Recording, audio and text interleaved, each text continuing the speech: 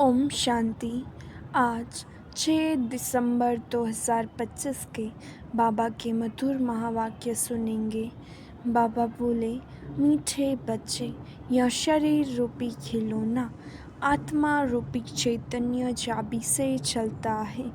तुम अपने को आत्मा निश्चय करो तो निर्भय बन जाएंगे। प्रश्न: आत्मा शरीर के साथ खेल खेलते नीचे आई है, इसलिए उसको कौन सा नाम देंगे? उत्तर: कठपुतली।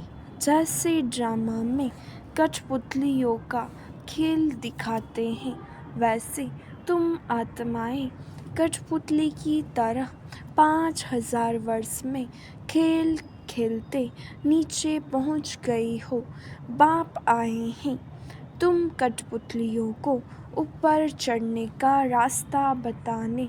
अब तुम श्रीमत की चाबी लगाओ तो ऊपर चले जाएंगे।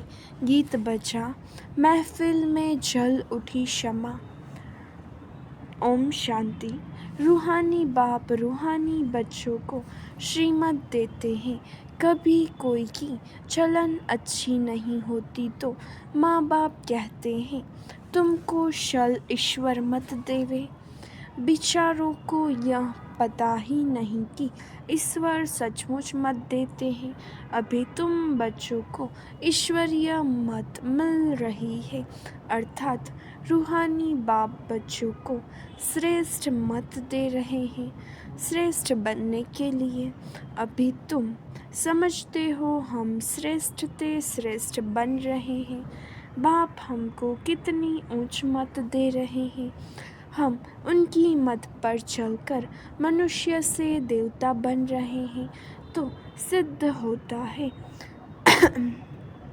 मनुष्य को देवता बनाने वाला वही बाप है। सिख लोग भी गाते हैं, मनुष्य से देवता किए तो जरूर मनुष्य से देवता बनाने की मत देते हैं। उनकी महिमा भी गाई है, एको ओंकार कर्ता पुरुष निर्भय। तुम सब निर्भय हो जाते हो, अपने को आत्मा समझते हो ना। आत्मा को कोई भय नहीं रहता है। बाप कहते हैं, निर्भय बनो। भय फिर काहे का? तुमको कोई भय नहीं। तुम अपने घर बैठे भी बाप की श्रीमत लेते रहते हो। अब श्रीमत किसकी, कौन देते हैं, यह बातें गीता में तो है नहीं। अभी तुम बच्चे समझते हो। बाप कहते हैं, तुम पतित बन गए हो। अब पावन बनने के लिए माँ में कम याद करो। यह पुरुषोत्तम बनने का मेला संगम युग पर ही होता है। बहुत आकर श्रीमत लेते हैं, इसको कहा जाता है ईश्वर के साथ बच्चों का मेला। ईश्वर भी निराकार है, बच्चे आत्माएं भी निराकार हैं। हम आत्मा हैं, यह पक्की पक्की आदत डालनी है।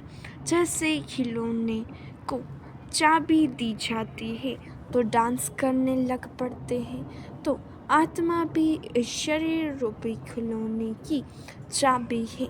आत्मा इनमें न हो तो कुछ भी कर न सके। तुम हो चैतन्य खिलौने। खिलौनों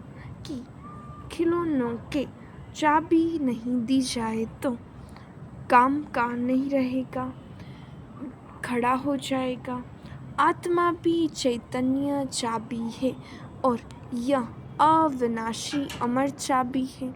बाप समझाते हैं, मैं देखता ही हूँ आत्मा को, आत्मा सुनती है। यह पक्की आदत डालनी है। इस चाबी बगैर शरीर चल न सके। इनको भी चाबी अविनाशी मिली हुई है। 5000 वर्ष इसकी चाबी चलती है। चैतन्य चाबी होने कारण चक्र फिरता ही रहता है। यह है चैतन्य खिलौने। बापी चैतन्य आत्मा है। जब चाबी पूरी हो जाती है तो फिर बाप नए सिर युक्ति बताते हैं कि मुझे याद करो तो फिर चाबी लग जाएगी, अर्थात आत्मा तमो प्रधान से सतो प्रधान बन जाएगी। जैसे मोटर से पेट्रोल खत्म होने पर फिर भरा जाता है ना, अभी तुम्हारी आत्मा समझती है हमारे में पेट्रोल कैसे भरेगा। बैटरी खाली होती है, फिर उनमें पावर भरी जाती है ना। बैटरी खाली होती है तो लाइट खत्म हो जाती है। अब तुम्हारी आत्मा रूपी बैटरी भरती है, जितना याद करेंगे उतना पावर बढ़ती जाएगी। इतना 84 जन्मों का चक्र लगाए बैटरी खाली हो गई है, सतो रजो तमो में आई है। अब फिर बाप आए हैं चाबी देने अथवा बैटरी को भरने। पावर नहीं है तो मनुष्य कैसे बन जाते हैं। तो अब याद से ही बैटरी को भरना है, इनको ह्यूमन बैटरी कहें। बाप कहते हैं मेरे साथ योग लगाओ, यह ज्ञान एक ही बाप देते हैं। सद्गति दाता वह एक ही बाप है। अभी तुम्हारी बैटरी सारी भरती है, जो फिर 84 जन्म पूरे पाठ बजाते हो। जैसे ड्रामा में कठपुतलियाँ नाचती है ना, तुम आत्माएं भी ऐसे कठपुतलियों मिसल हो। ऊपर से उतरते 5000 वर्ष में एकदम नीचे आ जाते हो, फिर बाप आकर ऊपर चढ़ाते हैं। वह तो एक खिलौना है। बाप अर्थ समझाते हैं चढ़ती कला और उतरती कला का 5000 वर्ष की बात है। तुम समझते हो श्रीमत से हमको चाबी मिल रही है, हम फुल सतो प्रधान बन जाएंगे, फिर सारा पाठ रिपीट करेंगे। कितनी सहज बात है समझने और समझाने की। फिर भी बाप कहते हैं समझेंगे वही जिन्होंने कल पहले समझा होगा। तुम कितना भी माथा मारो जास्ती समझेंगे ही नहीं। बाप समझ तो सबको एक जैसी ही देते हैं। कहाँ भी बैठे बाप को याद करना है, पर सामने ब्राह्मणी न हो तो भी तुम याद में बैठ सकते हो। मालूम है बाप की याद से ही हमारे विकर्म विनाश होंगे, तो उस याद में बैठ जाना है। कोई को बिठाने की दरकार नहीं है। खाते पीते स्नान आदि करते बाप को याद करो। थोड़ा टाइम दूसरा कोई सामने बैठ जाते हैं। ऐसे नहीं कि वह मदद करते हैं, तुमको नहीं। हर एक को अपने को ही मदद करनी है। ईश्वर ने तो मत दी है कि ऐसे ऐसे करो तो तुम्हारी दैवी बुद्धि बन जाएगी। यह टेम्पटेशन दी जाती है। श्रीमत तो सबको देते रहते हैं। इतना जरूर है किसकी बुद्धि ठंडी है, किसकी तेज है। पावन के साथ योग नहीं लगता तो बैटरी चार्ज नहीं होती। बाप की श्रीमत नहीं मानते हैं, योग लगता ही नहीं। तुम अभी फेल करते हो, हमारी बैटरी बढ़ती जाती है। तमो प्रधान से सतो प्रधान तो जरूर बनना है। इस समय तुमको परमात्मा की श्रीमत मिल रही है। यह दुनिया बिल्कुल नहीं समझती। बाप कहते हैं मेरी इस मत से तुम देवता बन जाते हो। इससे ऊंच चीज़ कोई होती नहीं। वहाँ यह ज्ञान नहीं रहता। यह भी ड्रामा बना हुआ है। तुमको पुरुषोत्तम बनाने के लिए बाप संगम पर ही आते हैं, जिनका फिर यादगार भक्ति मार्ग में मनाते हैं। दशहरा भी मनाते हैं ना। जब बाप आता है तो दशहरा होता है। 5000 वर्ष बाद हर बात रिपीट होती है। तुम बच्चों को ही यह ईश्वरीय मत अर्थात श्रीमत मिलती है जिससे तुम श्रेष्ठ बनते हो। तुम्हारी आत्मा सतो प्रधान थी, वह उतरते उतरते तमो प्रधान भ्रष्ट बन जाती है। फिर बाप बैठ ज्ञान और योग सिखलाकर सतो प्रधान श्रेष्ठ बनाते हैं, बतलाते हैं तुम सीढ़ी नीचे कैसे उतरते हो। ड्रामा चलता रहता है। इस ड्रामा के आदि मध्य अंत को कोई भी जानते नहीं है। बाप ने समझाया है, अब तुमको स्मृति आई है ना।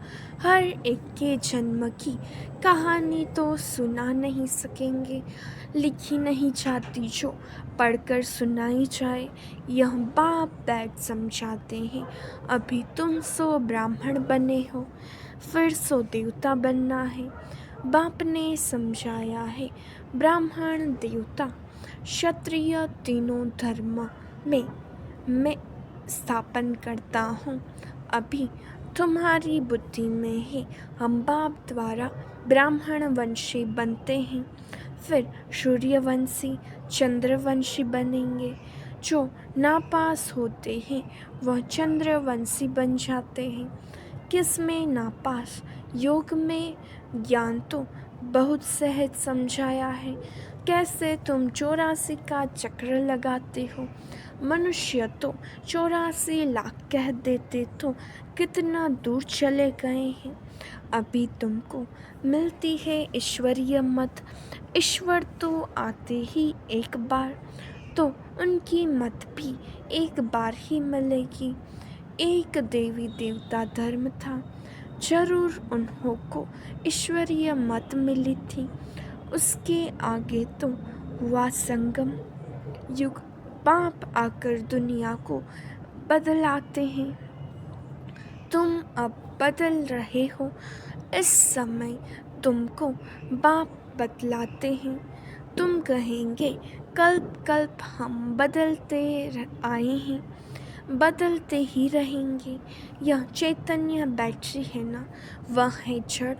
बच्चों को मालूम हुआ है 5000 वर्ष बाद बाप आए हैं। श्रेष्ठ ते श्रेष्ठ मत भी देते हैं। ऊंचते ऊंच भगवान की ऊंच मत मिलती है, जिससे तुम ऊंच पद पाते हो। तुम्हारे पास जब कोई आते हैं तो बोलो तुम ईश्वर की संतान हो ना। ईश्वर शिव बाबा है। शिव जयंती भी मनाते हैं। वह है भी सद्गति दाता। उनको अपना शरीर तो है नहीं, तो किसके द्वारा मत देते हैं। तुम भी आत्मा हो, इस शरीर द्वारा बातचीत करते हो ना। शरीर बिगर आत्मा कुछ कर न सके। निराकार बाप भी आए कैसे। गायन भी है, रथ पर आते हैं। फिर कोई ने क्या बैठ बनाया है। त्रिमूर्ति भी सूक्ष्म वतन में बैठ दिखाया है।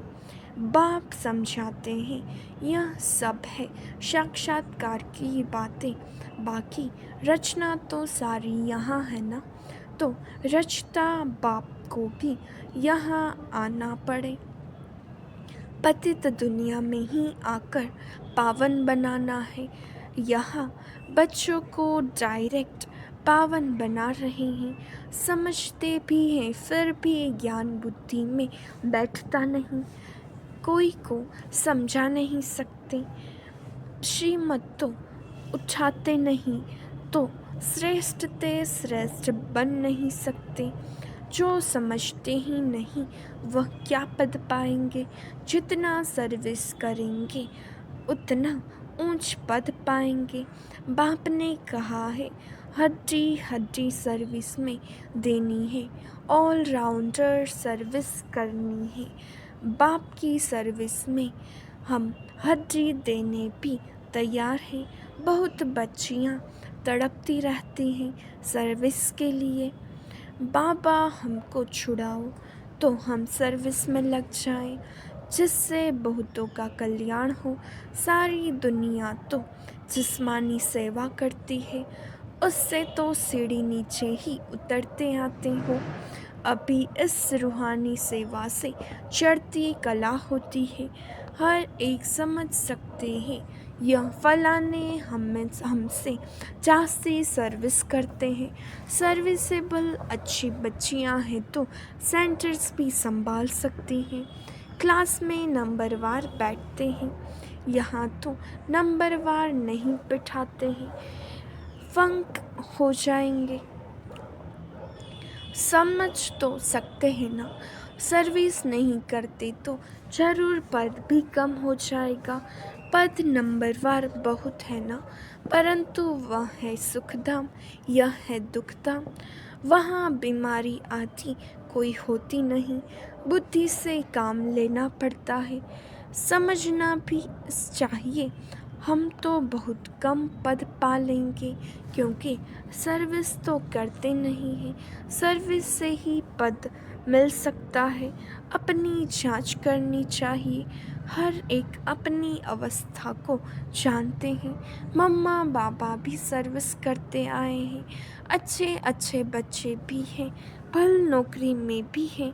उनको कहा जाता है हाफ पे पर भी छुट्टी लेकर जाए।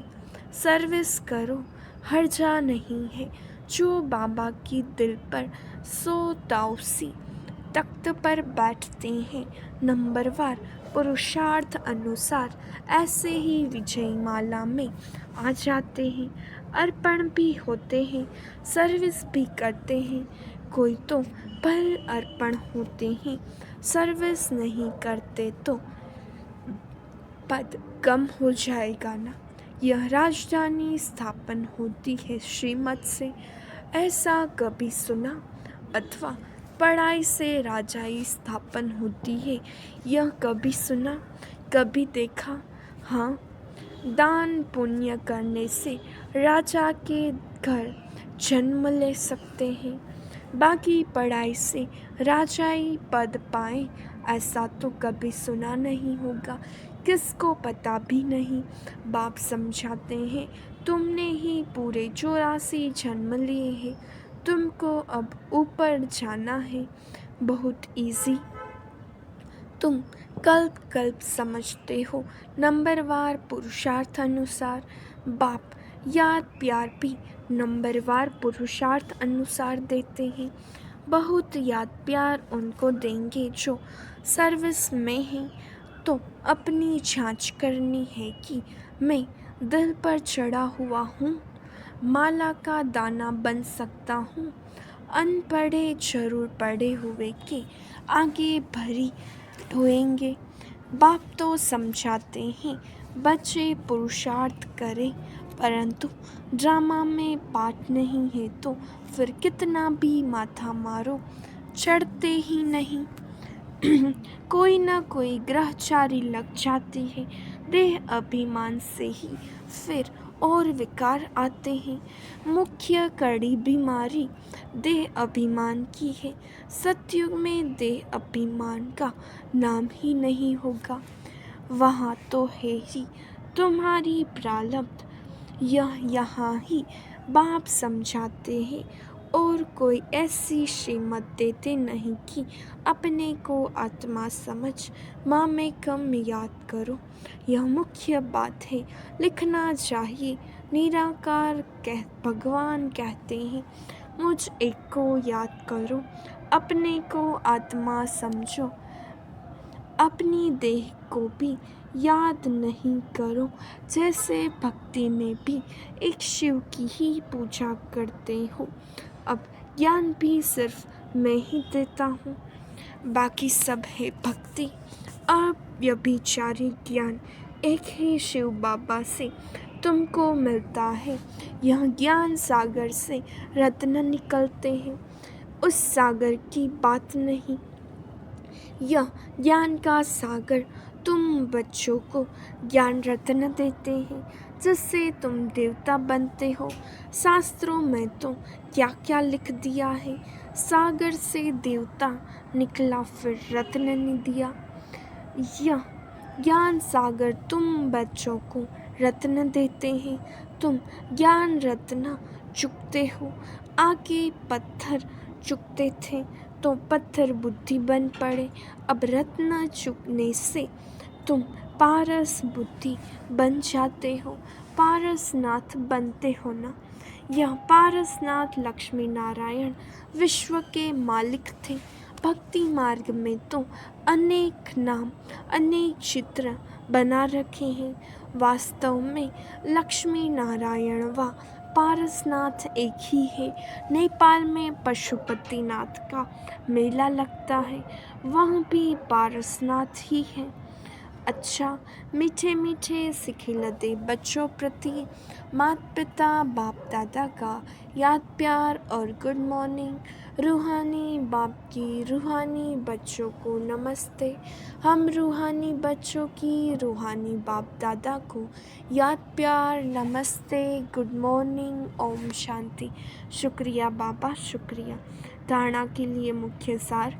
पहली पॉइंट, बाप ने जो ज्ञान रत्न दिए हैं वही चुगने हैं, पत्थर नहीं। देह अभिमान की कड़ी बीमारी से स्वयं को बचाना है।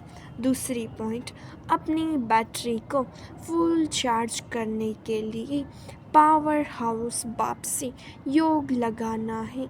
आत्मा अभिमानी रहने का पुरुषार्थ करना है, निर्भय रहना है। वरदान, दातापन की भावना द्वारा इच्छा मात्रम अविद्या की स्थिति का अनुभव करने वाले तृप्त आत्मा भव। सदा एक लक्ष्य हो कि हमें दाता का बच्चा बन सर्व आत्माओं को देना है। दातापन की भावना रखने से संपन्न आत्मा हो जाएंगे, और जो संपन्न होंगे वह सदा तृप्त होंगे। मैं देने वाले दाता का बच्चा हूँ, देना ही लेना है। यही भावना सदा निर्विघ्न इच्छा मात्रम अविद्या की स्थिति का अनुभव कराती है। सदा एक लक्ष्य की तरफ ही नजर रहे, वह लक्ष्य है बिंदु, और कोई भी बातों के विस्तार को देखते हुए नहीं देखो, सुनते हुए भी नहीं सुनो। स्लोगन, बुद्धि व स्थिति यदि कमज़ोर है तो उसका कारण है व्यर्थ संकल्प, अव्यक्त इशारे। अब संपन्न व कर्मातीत बनने की धुन लगाओ। कर्मातीत बनने के लिए कर्मों के हिसाब किताब से मुक्त बनो। सेवा में भी सेवा के बंधन में बंधने वाले सेवाधारी नहीं, बंधन मुक्त बन सेवा करो, अर्थात हद की रॉयल इच्छाओं से मुक्त बनो। जैसे देह का बंधन, देह के संबंध का बंधन, ऐसे सेवा में स्वार्थ यह भी बंधन कर्मातीत बनने में विघ्न डालता है। कर्मातीत बनना अर्थात इस रॉयल हिसाब किताब से भी मुक्त। अच्छा, ओम शांति।